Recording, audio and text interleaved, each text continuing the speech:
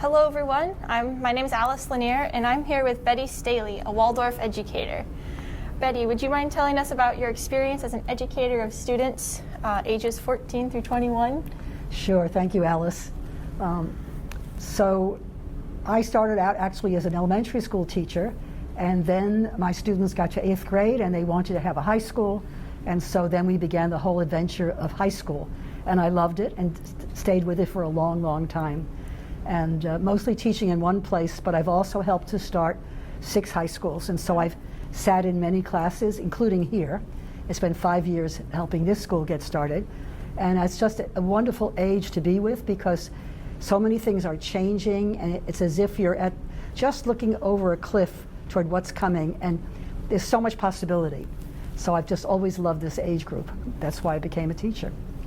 That's wonderful. I know I've seen that too as a student, as like each grade comes in and you see the changes as they grow Absolutely. And graduate. It's fascinating. And also I now am in contact with many of my former students, the oldest of whom are 61 years old. Wow. Yeah. You've got the whole range. The whole range. They went over that mountain. And they went over the mountain. See all yes. of it. Moving on, I've heard that you're an author of some books on Waldorf education and biography, and would you tell us a little bit more about those? Sure. Several are on adolescence itself, on these Venus years. Others are on curriculum, particularly on Russian literature and on Africa. And then several books on adult biography. So they're psychology books. So there's different ones, and I also have one children's book. Oh. I was wondering, is the children's book one to like read to kindergarten students? Exactly. Or? It's Okay. called Ow and the Crystal Clear. Oh. It's basically, I wrote it for a child that I worked with who had terrible temper tantrums. And so I made up this story about a child who was sick in bed and feeling bad, and this little gnome would come and pinch her and enjoyed hearing people call his name, Ow. And then the problem is he's lonely, he doesn't have any friends. And then when he's invited to go with others, eventually he changes and he wants to be forgiven. Oh. So. That sounds like a wonderful story. My mom teaches kindergarten. Yeah, so this is exactly. I'm going to have to recommend that to her. Yeah.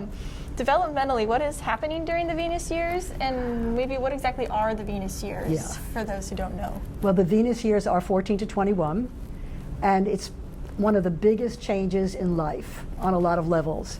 So if you compare 7th grade with, say, 10th or 11th grade, it's enormous. And one of the things is that when you're in 7th grade, 6th, 7th, or 8th grade, basically you have 50% of your brain developed. And by the time you come into 16, 17, you're about 80%. There's so many changes that go on. You're working with your thinking. Your thinking is really changing. You might notice that as a senior from 9th grade, how much your thinking changes. Your whole feeling life changes. You're involved with so many more feelings. You're able to control those feelings a little bit better. And then you want to be active and do things as well. One of the biggest changes really is, I'd say 2 things. One is somewhere around 10th or 11th grade, getting a sense of who am I? Why am I doing these things? What do I want to be? What's the most important thing in life? And if I'm doing something because of pressure, I can do something to change that. And that usually somewhere starts around 11th grade, may go into 12th grade. So you're starting to get hold of yourself and think about the big questions in life. So that's really around that 16, 17 year change. It's also something, it's a secondary growth spurt of neurons. You have more brain capacity at 17 than you've ever had in your life. And you have as much as adults, but what you don't have is experience. So you may think you know everything, but you're at the beginning. That's very, very important. And you're going to make mistakes, and you learn from mistakes. I think one of the most important things in this year is finding role models, finding adults that you look up to, people that you feel, that person really has done valuable things. I'd like to be like that person. So you start to think about, who are my role models? Is it just an actor or a movie star or a singer, or is it someone closer to me, maybe a teacher or a coach or an uncle? So you're starting to look at, who are the adults in my life and what can I learn from them? And that usually takes you more into your senior year and beyond. Yeah, absolutely. I've seen that like within my own self and finding role models and different people, and then different classwork that we've done throughout the year. So like it's like personal essays we were writing for college. Very important, and yeah. even in like 5th grade, I like picked a family member to be my like role model, and now I'm like, oh, I still pick that person as a role model. Oh, that's interesting. Yeah. But like different values that I've seen as I've grown older. I think also, Alice, you're not as responding to more instincts that are coming up, or something comes, you go, oh yeah, I'm going to go with it. But as you're getting into 17 and 18, it's more, can I respond rather than react? Yes. Can I for take a sure. little more time to think about this? And that's really important. Yes. Otherwise, you're just acting, so, what should we say, unconsciously. Yeah, you're reacting without pausing and thinking without about thinking, yeah. Yeah, I have a younger brother, so I can he's 15, so I see his reaction without doing anything, and he's Right. quick to anger, and I'm like, hold up, wait, Right. you're doing all these things. Take a minute, slow down, you can figure it out. We think about it, and what can you change? What did you contribute to this problem? Yes, and you missed school because of baseball, so you should go ask your teacher Right. why you can't figure out the Spanish problem. Right, Um, right. Is your brother here?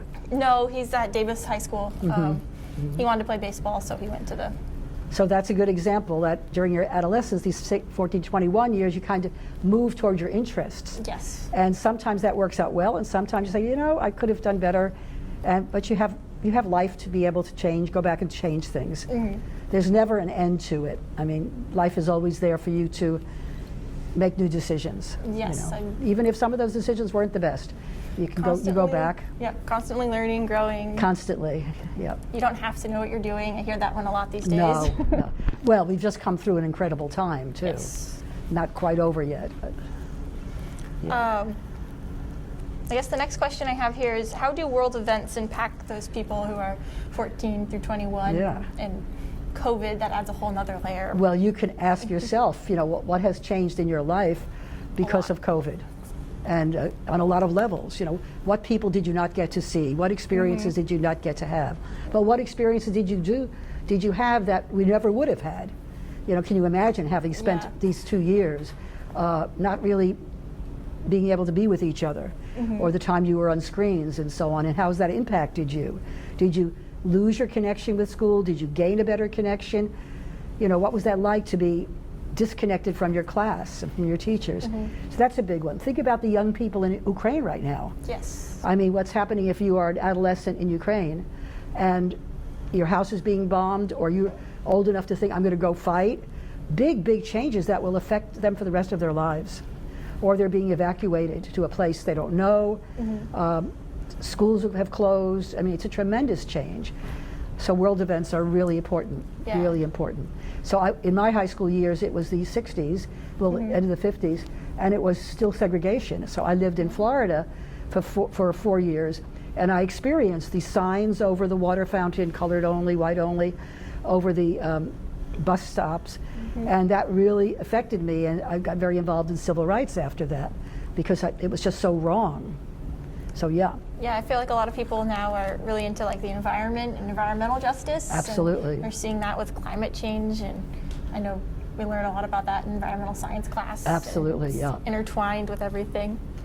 Yeah, and that was something we didn't even talk about back when I was a teenager, because it wasn't the issue then. Yeah. It was much more war and peace and those kinds of, and civil rights, human rights. That was a time before women had equal rights. Yeah, hard to imagine. It's very hard to imagine, but I have friends my age who could not get a credit card in their own name recently. People are still learning. Yes, for sure. That women are their own people. Yes, I know with my grandparents, and they're very accepting and all that, but they're also still learning, and the different lingo and what to say, what not to say. My grandpa still believes in having a gun, and I'm like, you really don't need a gun. Right. Even though you were a CHP officer. Oh, I see. Yeah. I mean, I'm still struggling with getting the right pronouns when I'm talking to people. Exactly. That's all new. Yeah. It's exciting, and Yes. I think your generation is wonderful. I think there's so many changes that are happening, and yeah, I have a lot of confidence in what your generation is going to be doing. Yeah, I think there's a lot of positive influence and good things coming. Yeah. What advice would you give to parents and teachers for this age group? That's a good question. First of all, be interested in them. Be interested in what they think, what they're doing. Recognize that they're going to be making mistakes because they don't have the experience, but they're bringing something really important. And so that's a big one. Have patience. Tomorrow will be better. Patience is a virtue. Yes, but especially because the big thing that's happening in these years is this moving to coming to your own terms of what's important, to think your own thoughts, not taking somebody else as a what should we say, as the model that you're going to copy. You don't copy other people's thoughts. You have to come to your own thinking. And I think that's a really big one, is to develop your own thinking and trusting yourself. Yes. Trusting yourself that what you're thinking is meaningful. Yeah, I feel like that's really like highlighted in Waldorf education Yeah. specifically. Yeah. I think like it's I'll true. talk to friends who aren't going through a Waldorf program, and they don't seem to use those critical thinking skills That's like, as interesting. much, and they like use their Yeah, textbook that's a- answer, and it's like, oh, but there's a lot of other things you can. Right. Bring into your thought exactly. Not process. just taking the easy answer or getting it from somewhere else, but really think about it. Why are you doing something? Yeah. And what else could you be doing with it? So that kind of thinking is very important in many schools, and Waldorf certainly. Yeah, and I've learned that there's always someone who's done something interesting or related to that, Right. or has an opinion that can like back it up. Is there anything else that would be important for people watching to know? Anything else you want to share? Well, the term I've used, and it's actually the name of one of my books, is called Between Form and Freedom. And I think that that's really what's happening in these Venus years. You're in between form, where you want to conform to everything, you want to fit into somebody else's form. You want freedom, but what does freedom mean? Yeah. And learning to take freedom in a very responsible way. But you're caught in between. It goes back and forth. You may seem very mature, but then you do something really stupid. we all do that, no matter what age we're in. Yes. But particularly during this age. And so it's having responsibility for what you've done, and knowing that you're in between these two experiences, and you can get too much into form and want to make everything exactly the way somebody else wants it to be, or too much into freedom, Yeah. where you think, I just want to do everything I want. Say in your behavior, in your work, in the way you relate to people, and during these years you're trying to bring a balance, to come into balance. Yes, I think that's important for people and students and educators to remember, that they're trying to find that balance in Absolutely. their students. Well, that wraps it up for all of my questions. Very good. Thank Very you. Good. Thank you, Alice. It's very fun.